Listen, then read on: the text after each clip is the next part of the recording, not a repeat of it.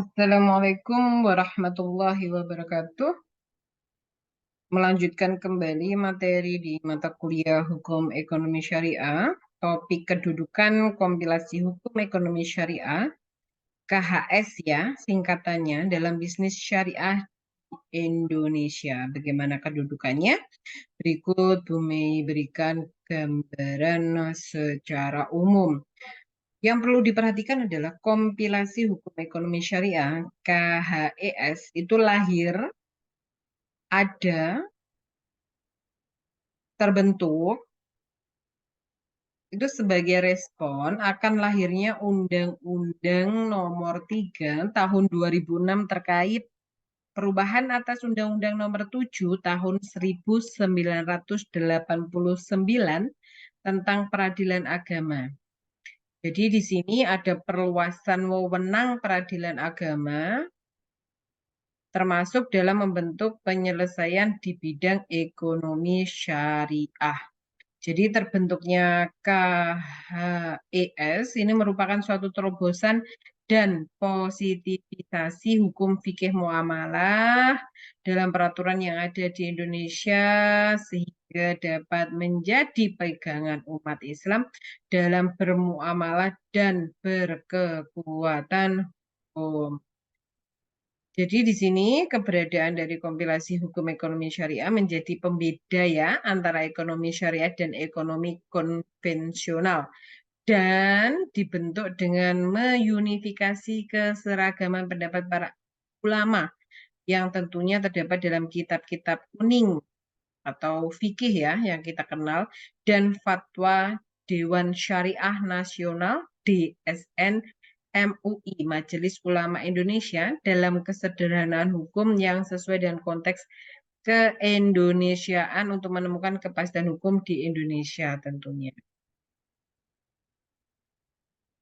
Kompilasi hukum ekonomi syariah di sini merupakan pembaharu dan hukum baru yang lahir dari Perma nomor 2 tahun 2008 sebagai apa? Rujukan dalam putusan hukum oleh para hakim tentunya dalam peradilan agama dan bahan pertimbangan hukum dalam persoalan ekonomi syariah. Akan tetapi di sini kompilasi hukum ekonomi syariah termasuk peraturan perundang-undangan yang semu ya, tidak termasuk pada peraturan perundang-undangan di Indonesia. Di ke depan kita berharap dapat dinaikkan derajatnya ya kompilasi hukum ekonomi syariah ke tingkat peraturan pemerintah agar dapat mengikat sebagaimana peraturan-peraturan yang lainnya yang ada di Negara Kesatuan Republik Indonesia.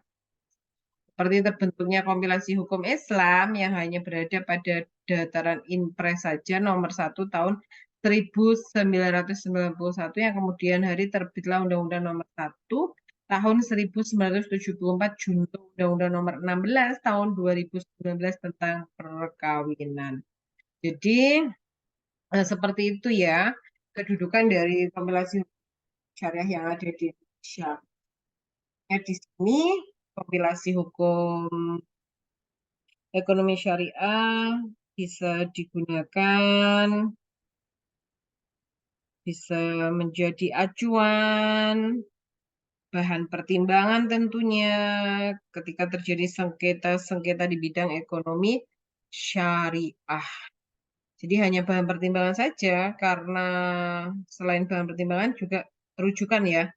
Dan masih belum menjadi peraturan perundang-undangan positif yang ada di Indonesia. Yang resmi itu sebatas juga sebagai pertimbangan.